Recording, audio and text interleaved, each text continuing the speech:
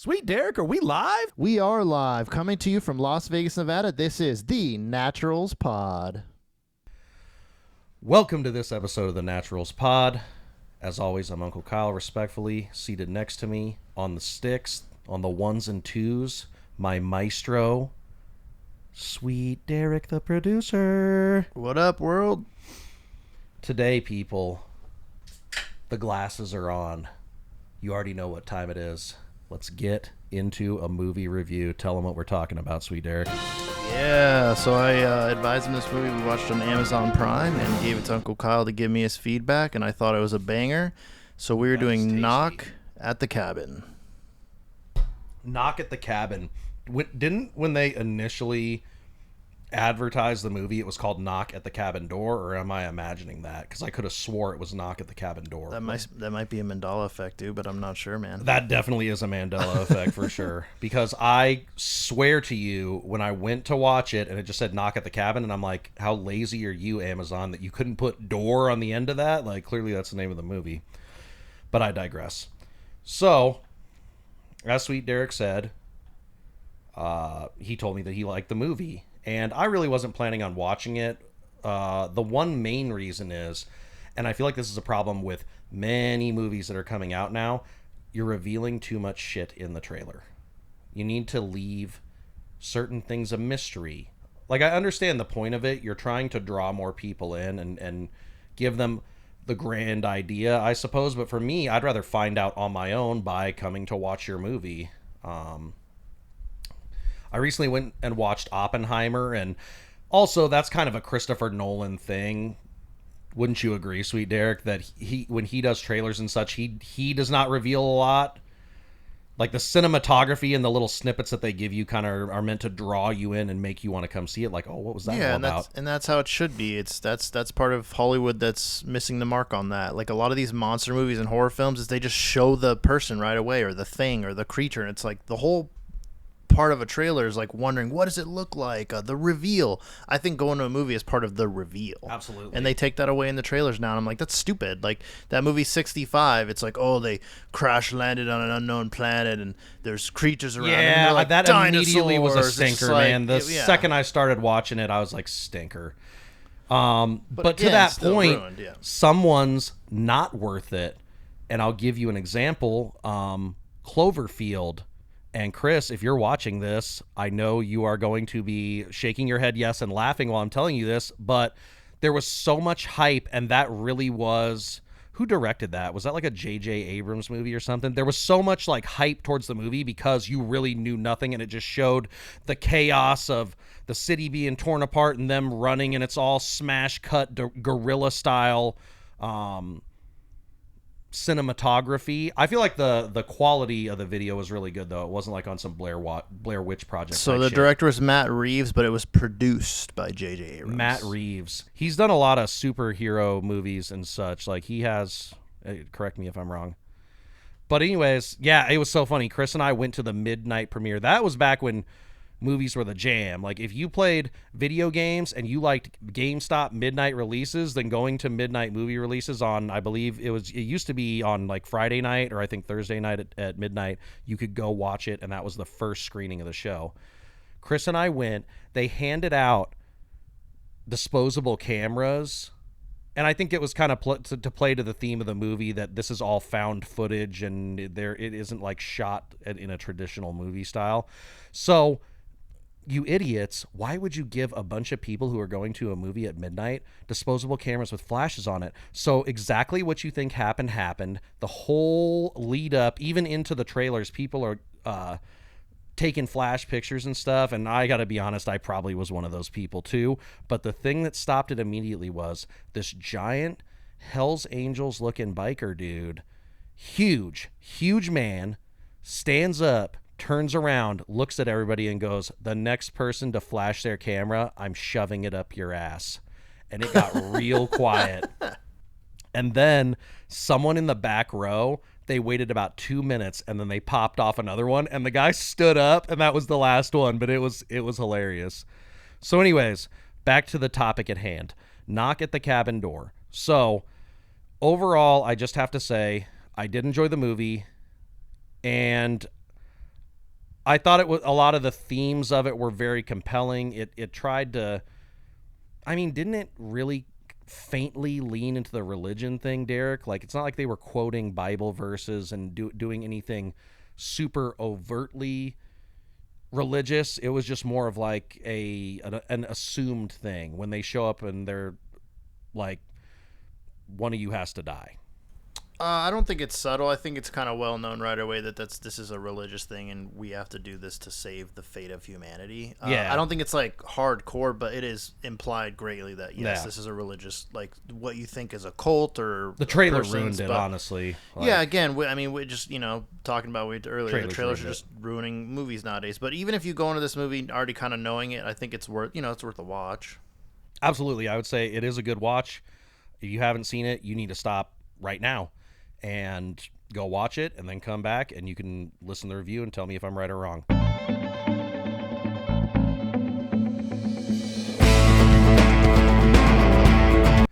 So anyways, the movie opens. This couple is going with their young adopted daughter. I would say she was probably, they might have even said it in the movie. I watched the movie like almost a week ago, so forgive me if some of my specifics are not so great. She's probably between the ages of 8 and 10. Yeah, a small child, a small little girl.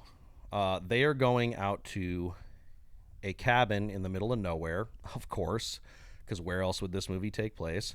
And they're all singing, I do not know the name of the song, but it goes, I want to put on my boogie shoes. And, they're having a good time. They're a little family. They're singing, they're laughing. They're going to presumably their super nice vacation cabin in the middle of nowhere. They get out there. Now, when we were kids, I remember roaming all over the neighborhood. When the streetlights came on and I heard my dad's ear-piercing whistle from like 6 blocks away, I knew it was time to go home. I don't have children. If I had children, like, I'm going to always have one eye on them. Like, I would not just let them go on a little adventure and wander. So the daughter, whose name is Wen in the movie, is out. I think she was collecting crickets or something, right, Derek? Grasshoppers, yeah. So she's out. She's got a little jar. She's catching bugs. And you see, giant tattooed. They really tried to soften him up with the look, I feel, especially the glasses. The glasses were a Dave Bautista softener to not make him look like he's just a destroyer of worlds. Yeah, trying to make him look like an everyday man, kind of, but it's like... Shout out to Drax. I honestly thought he did great in the film, though. He actually exceeded my expectations, because someone like that, you don't really think of him to be that good of an actor, but I thought he actually crushed the part pretty well. I agree. He did really well, but... I mean, you stereotype people. He is a big, menacing guy. Was his claim to fame he did the WWE and then he started doing the acting? And I think he did like a couple amateur MMA fights. He got beat up by a fat dude. Derek, if you could put a picture up here. I mean, I'm no light as a feather, but this was a fat man that beat up giant, jacked Dave Bautista, which was super surprising. Yeah, I mean, I would say a lot of wrestlers get into the acting role, but he was a wrestler first, kind of like The Rock and some of these other guys. Yeah. John He Cena, clearly they're should have stayed wrestlers out of and became MMA, though. into actors. Yeah, well, it's like Brock Lesnar, but Brock Lesnar transferred to MMA and he became champion. He actually, yeah, but wrecked also people. Brock But he's a Lesnar was giant an beast. ultra high level Yeah. collegiate wrestler. Like, he had a background in that. If he knew how to throw a punch, like, hopefully I never run into this guy. I don't think he would take any threat to me, anyways. But he was not a power, like somebody his size, like him and Francis Ngannou are like the same size, right? Relatively, they're both large, muscular men. Yeah, and it was basically I mean, I would say he's bigger. Yeah, Brock Lesnar's just a giant. Basically, the human whole point being. that I'm Yeah, he's getting just a at human is being. Francis Ngannou has one of the strongest punches on the planet, like recorded. Like, you do not want this man to hit But you. I do want to correct you because you said that Dave Bautista lost. He did not lose. He actually dominated and won via TKO. He actually beat the shit out of the guy. There's one where he gets pieced up, though, and you could tell he was like, oh, man, I'm getting clapped. Okay, I was wrong. I was wrong. That's fine. But the dude was chunky. Like, it was a competitive fight. Dave Batista, or maybe I'm just hallucinating. It's the Mandela effect all over. I don't Yeah, know I what think I'm talking about. you're talking about there was another WWE guy that went in MMA and got embarrassed. Dave Batista fought one guy and his name was Vince Lucero, and he's nervous first round, but he eventually dominated and won via Maybe that's what it TKO. was. Then they showed the first round because he So did get popped a few times. Okay, we're getting yeah, off on a sidetrack. no, Back it's to the okay. movie. Yeah, So yes, I will agree with what Sweet Derek said. He acted the role well. It's kind of hard to push aside the stereotypes when you're seeing this giant man. Like he just doesn't seem like the sensitive. He is a grade school teacher, grade school, middle school, grade school teacher. I think a second grade teacher. That is his job. Like that's his character's job, or was at least. And so, anyways, he comes out of the woods, and it's like, first of all, if you're in the middle of nowhere at your private cabin and you're letting your daughter wander, the first thing she should know and see she's a giant tattooed man or any stranger near the cabin while you're out collecting crickets, you need to turn around and run home to daddy and daddy. Like, you need to go back. Because something is not safe. Daddy, like you need to go right back to your daddy. well, I mean, she was like nervous at first, but yeah, she eventually started getting into the conversation. Yeah, Like, and at the same time, she's probably like, well, this giant would just immediately chase me down. So he kind of is talking to her really friendly and saying, I want us to be friends and I have a special mission. And then the other part of his group, there's 4 of them. One of them is played by, I think his name is Rupert Grint, the guy that played one of the Harry Potter characters. correct. He played Ronald or Ron. Yeah, and then the other two actors were relatively unknown. It was I want to say middle-aged black lady, and she played a woman who was a registered nurse. Shout out nurses all around the world. And the other lady was this small white woman. I don't think they ever talked about what she did, but she had a little boy. So all these people had lives. She was a cook. She said that she was a cook in the movie. Yeah. All of these people had lives and reasons to live, and were, until you get later in the movie, you find out one of the characters kind of a piece of shit. I mean, not even kind of a piece of shit. He is a piece of shit. But, just regular people. These are regular people. So they're all coming in. And I believe the little girl did end up running, right, back to them. And she's like, Dad, these people are coming. They're out front of the cabin. Like, we need to lock the house up. And she's freaking out. And both of the guys are like, I believe their names in the movie were Eric and Andrew. But they're like, what the hell's going on? Like, your kid's freaking out and you think maybe they just like got scared by a little bug or a snake or a bird or something. But yeah, he said he's paying for what he has to do or whatever. And then he basically said to tell your parents they're not going to want to let me in, but it's best if you have them just let me in. And that's when she ran, and then tries to tell them that. And then they start locking the doors and the panic and chaos begins. yeah, so they start beating on the house. And he's doing the weird thing. I mean, this is in horror movies the world over where it's like, please let me in. Please let me in. I need to come in. Like some deadpan, like robot type shit. So they end up breaking into the house. And another thing so I will say this is one of the few beefs I have with this movie. All of these people had these makeshift medieval weapons. Throw a picture up right here for me, Sweet Derek, please.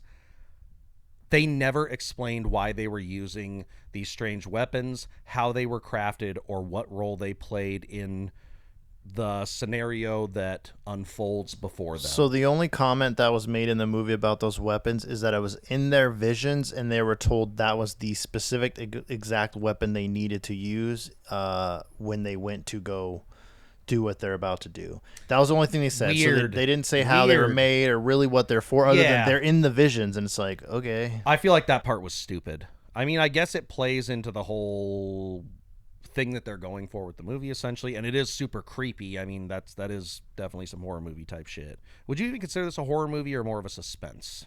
It's more of like a thriller. Yeah. More than I wouldn't like an say actual straight horror. Some people No. would consider it horror because it is pretty graphic and there are some violent things in it that you may not enjoy, so be warned about that.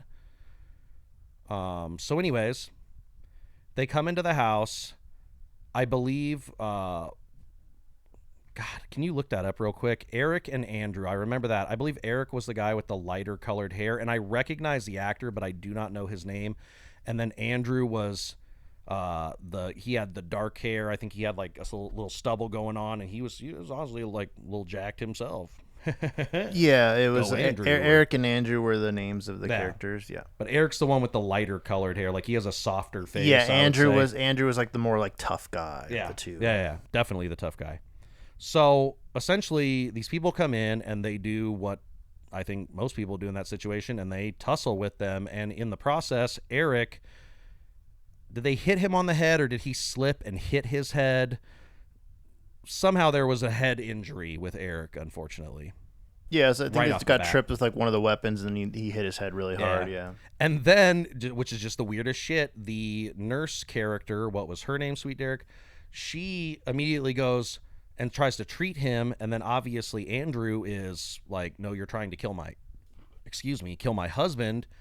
And she's like, I'm a nurse, I will help him, I'll help him. So her character name was Sabrina, but yeah, Sabrina. she admits like, oh, after basically giving him a concussion, she's like, I'll help him. We weren't meaning to do this. Because I didn't think they had done the little intros to that point, had they?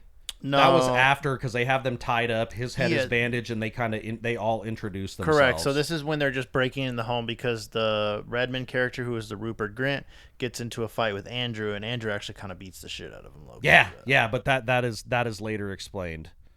So they have a tussle. Eric is hurt. They have them all tied up. I don't know if they also had the little girl tied up, but She was not tied up at okay. first. But also, I mean, the child doesn't pose a threat to them on this strange mission that they're on. So there's a lot of cutbacks. Eric and Andrew, obviously, two men are a gay couple, and it cuts back to them meeting with, I don't know if it was Eric or Andrew's parents, but they were at their home, and it was an awkward, quiet dinner. And then Yeah, it was Andrew's parents, and it's kind of implied that he was coming out to his parents for being gay. Is really what. The oh, whole scene okay. was. I didn't quite pick up on that. It Oh, seemed okay. like their relationship was established because they're like, you have a nice house, or I guess that kind of went No, over my head. that was what it was. Is he invited his parents over, and I think he revealed he's gay and how to meet his partner. Yeah, and then yeah. that is why they left, and Yep. that's so he was So they rejected. left.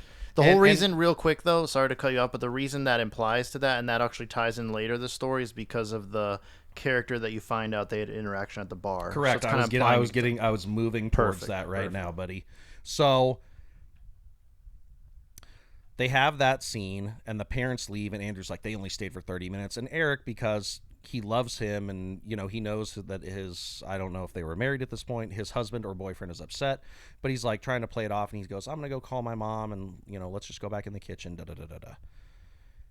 It cuts to another scene where Eric and Andrew are in a bar, and this guy who's just some dirty fucking trailer park red plaid shirt, typical gross trailer park dude, plaid shirt, trailer park hat, long unkempt hair, beard, just looked and probably smelled like a fart, comes by them and because he hates himself and everything about his life, and he has to be a hateful, shitty person, he takes issue with Eric and Andrew just being a gay couple at a bar having a drink with one another. And I think he says something on the way by, which I'm not going to repeat. And, obviously Andrew's the more what do I want to say? He has a short fuse. Like he does not like people being shitty to him because he's a gay man, which is understandable. So he obviously goes, what did you say? And then the Rupert Grint character turns and says it again right to his face. And then the Andrew guy, I think he might have looked away or something, but the Rupert Grint character just just hits him in the face with a bottle, doesn't he? Yeah, it's with a bottle, correct. Yeah. Yeah, and like beats him with it, and that was that Yeah, was one just a pretty huge gnarly, piece of shit.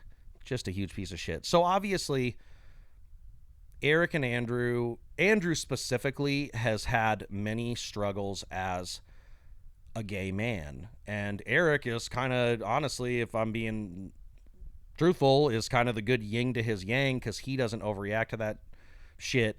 He loves Andrew, and he tries to support Andrew and keep him in a calmer place and be like, nope, we're good. Fuck them. Like, we're good. Cool.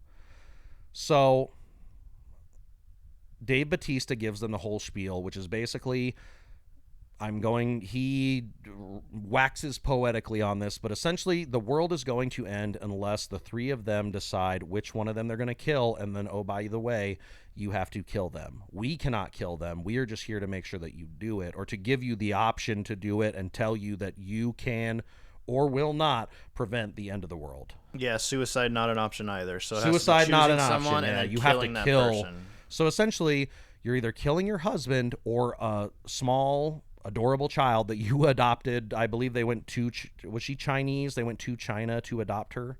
Yeah, it was implied some Asian country where they adopted her. She looks like a Chinese little girl, yes. I believe. So, what a horrible decision to be made. Which begs the question, sweet Derek, if you were put in a similar situation, what would you do? Yeah, so I've thought about this because this movie it's just a dark theory and a really brutal theory. The darkest. So like Unless as we get into this movie, without giving too much into it, you're skeptic at first, right? You're like, come on, these guys are crazy. This is a crazy cult. We're kind of screwed here. I mean, you know I me, don't believe Derek. this. All of those people would have been dead before they could have told me why they were there. So, you know, that would have been a short movie, and then the world would have ended, apparently. Yeah, but I don't know, man. That's tough. So it's trying to think about killing someone in your family is I don't know if I could do it, but at the same time, do you want to just let the whole world die? And the caveat too is that it wasn't just letting everyone in the world die. It's that you are now going to remain alone and walking the basically desolate earth, like the destroyed earth, by yourself for all eternity. So you are alone forever if you don't do it. So it's a tough spot for sure. I would like to hear people in the comments and other people give their opinions on what they would do. This. Just it's the one thing I would say is be respectful. This should be an insightful conversation on what your take is, not a hateful dig towards anyone else. So yeah, if I would you're just say think, some nasty shit. Keep it to yourself. But I mean, that's why I think the concept of this movie was so great, is because that is such a tough. It is good. It's thought provoking. It puts it in like, your mind. It's like, what would I do? But honestly, so I know that you are not a very religious person, sweet Derek, or you just are not. What would you, without getting too deep, and if you don't want to answer this, that's fine. I would say you consider yourself? I'm a spiritual person, but I'm not like a church goer, and I don't follow one specific religion. Okay, I respect that. So, I was born and raised a Catholic. My mother was very religious. Bless her. She's up there looking down. As far as I'm concerned, she's up there looking down on me right now.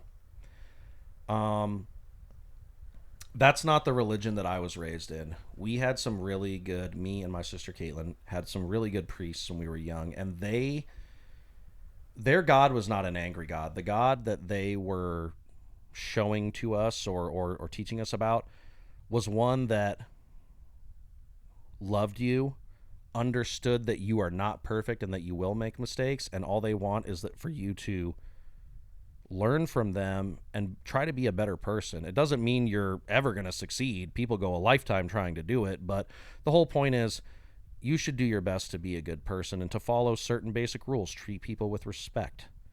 Do no harm. You know, just take care of one another. I'm not going to go through the whole 10 Commandments here. Just be a decent person. And if you have beef or an issue with somebody, then just eat that shit and deal with it yourself. You need to get over it. That's what you really need to do, is you need to get over it and mind your own goddamn business. So anyways, I say that right after saying I'm a Catholic. But me being me, that being said, I would not do it. That to me, as a religious person, that is not my God. I'm not trying to get too heavy with anybody. And for those of you, I respect whatever you're into. It's just, this is my personal thoughts on the issue being a Catholic. But in this movie, you have to accept that is God. So if you're learning that there is a God, that is God. And no, as gods are they're vengeful. Sometimes gods are vengeful. Excuse me, Derek. No, I do not. And if we get to the end of the road and we don't do it, and the world ends, then I'll be like, wow, they were not kidding. They were not kidding. They were not kidding. This is real. But no, absolutely not. I could never, and I would never.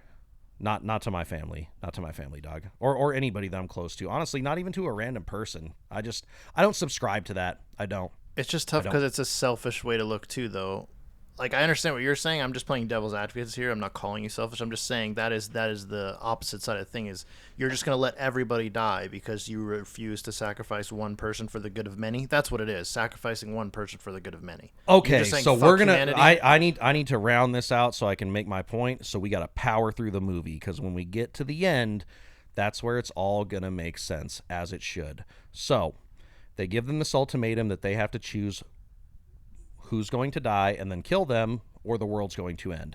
Every time they say no, one of the four wackos that have come to the cabin will be dispatched. After, of course, they pull a white burlap or white weird sack over their head, are murdered by everybody else with the weird makeshift medieval weapons, and then their head is removed and like tossed outside in a hole or something. Some of this was just strange. Like like M. Night Shyamalan just M. Night Shyamalan ding dong. took some acid and just went nuts, man. Didn't sleep for 3 days.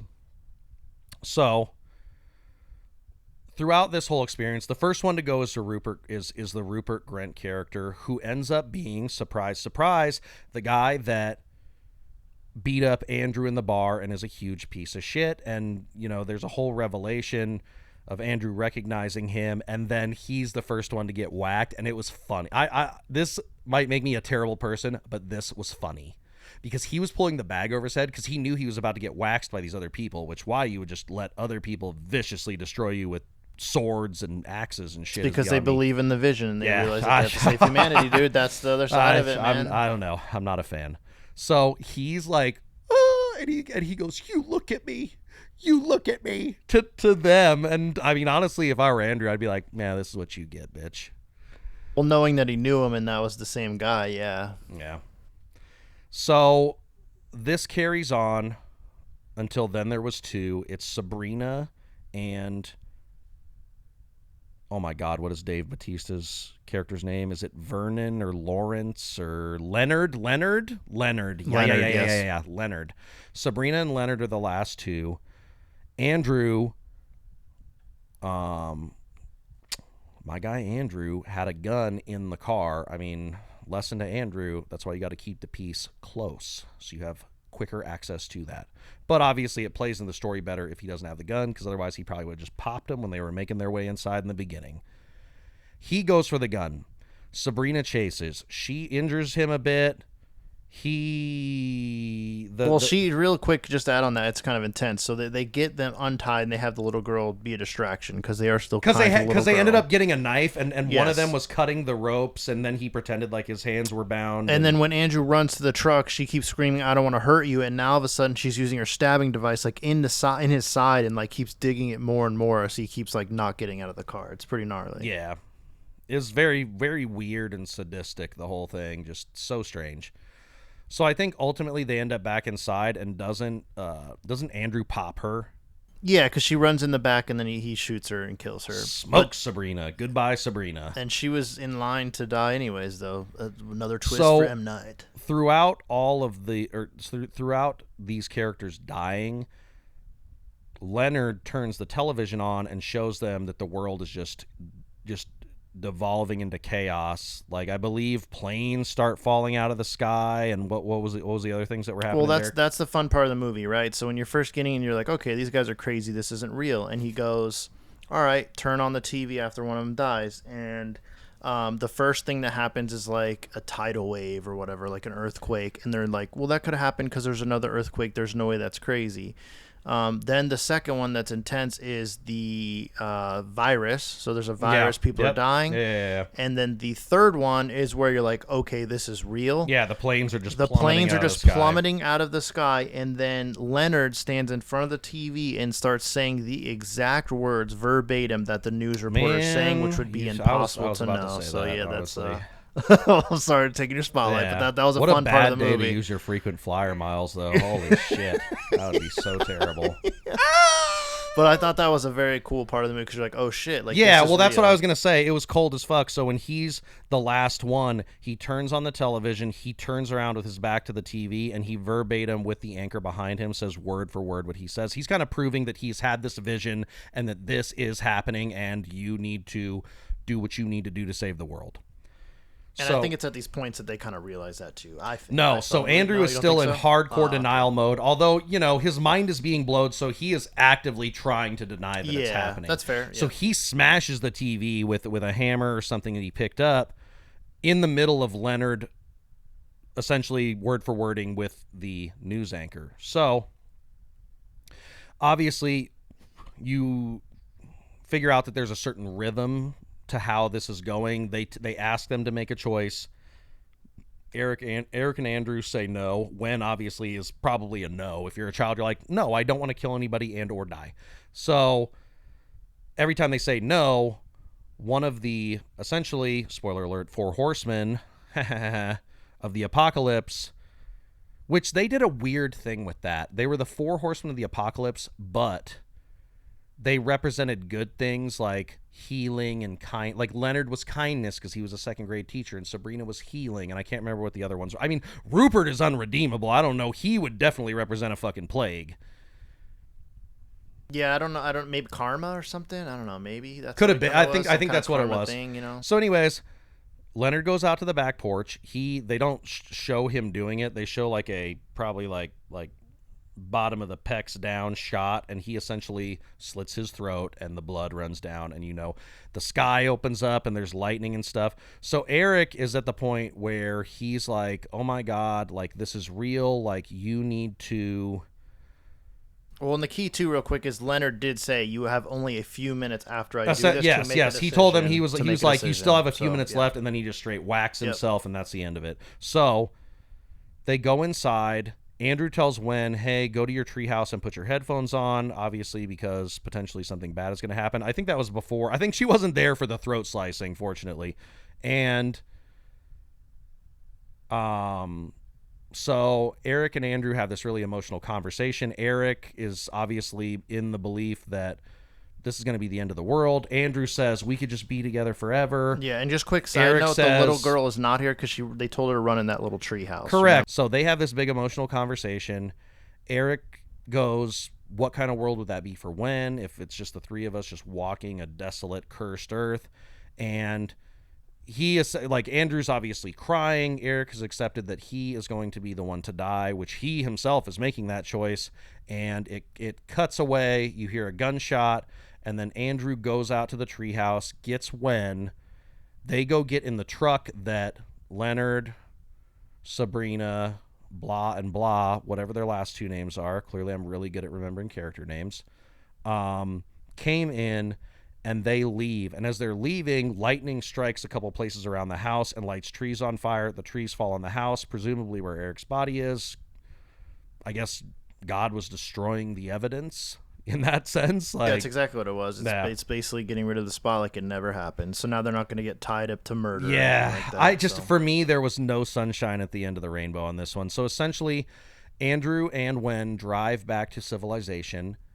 They go into a diner, and there's news on the TV essentially saying all of the crazy plague, planes falling out of the sky, crazy shit was not happening, and things were reversing course. So essentially they had succeeded. But it's just like they get back in the car, they go out to the car that all of them rode in, and they look through all these bags that are the belongings of the 4 horsemen.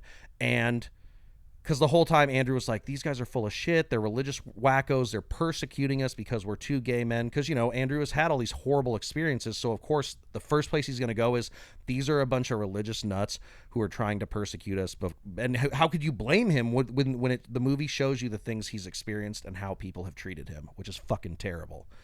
But he realizes that the 4 horsemen were all telling the truth about their lives, that they had kids and families and jobs and people that they cared about, and they were doing this to stop the end of the world. And him and Wen get in the front seat, they turn the truck on, and the song that the 3 of them were singing at the beginning of the movie comes on the radio, and Andrew shuts it off, and then I think he turns it back on and he lets it run, or maybe Wen was the one to hit the radio, but it's just like it's a morbidly depressing moment. Andrew lost the love of his life. Wen lost one of her dads. They saved the world, and nobody fucking knows it happened. There is no reward. Now you just have to live with total sorrow because Eric's gone. And that is what low-key pissed me off about the movie. Yeah, but I mean, the positive side is that society gets to move on, and you save little children's lives and people's I mean, lives. Eric was and all about it. that, but- Eric, hero of the movie. Put him up right there. Saved the world, Eric, Yeah. and them, and poor Wen and Andrew. But yeah, he was the man. So, I mean, kind of like wrapping it up here, because I mean that's a solid review here, and we're nearing the end. What is our famous movie review? What are we giving it through F through A as a school grade? I will give Knock at the Cabin a B-. It was worth the watch. Hopefully, even if I spoiled it for you, you'll still go back and watch. It was an entertaining movie. It was suspense. It was thriller. There was emotion. It was good. It's worth the watch. B-, worth the watch. Check it out. Check it out. Uncle Kyle movie review. That is my recommendation. We did enjoy it. Hopefully, we didn't get too deep into religion or other philosophical things, but also that's why we're here and why we're doing the podcast. We're trying to figure shit out and have a little fun while we're doing it. Anyways, we hope you enjoyed our second movie review. We really have a lot of fun doing these, and we're going to keep doing this. Let us know what you think in the comments. And remember, anytime you see the glasses on Uncle Kyle's face, it's movie review time. Have a great night, guys. We'll catch you on the next one. Later. Yeah. Thank you for listening to this episode of the Naturals Pod. Please remember to follow us on your Twitter and Instagram accounts at the Naturals Pod. Do you have what it takes to join the Natty Nation? Like and subscribe to find out.